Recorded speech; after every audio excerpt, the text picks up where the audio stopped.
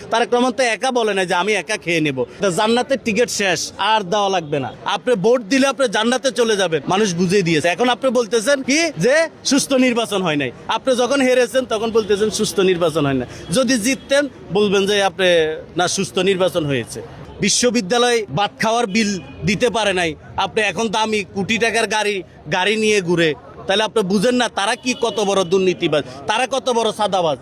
এরপর ফেনীতে বন্যা হয়েছে, ওই টাকা কই? ওই টাকার হিসাব দিছে আজ পর্যন্ত?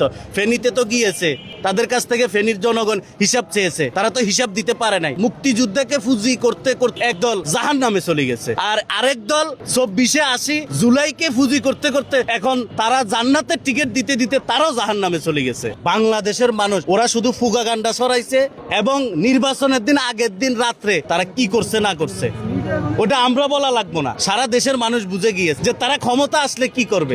হাজার হাজার লক্ষ টাকা কোটি টাকা পর্যন্ত তারা বিলাইতেছে, এগুলোর আর খাওয়ার নাই। শেষ, প্রোপাগান্ডার দিন শেষ। জুলাই যুদ্ধে এখন অরিজিনাল জুলাই যুদ্ধ নাই। জুলাই যুদ্ধে আমিও, জুলাই যুদ্ধে আপনিও, এখানে যারা আছে সবাই জুলাই যুদ্ধা।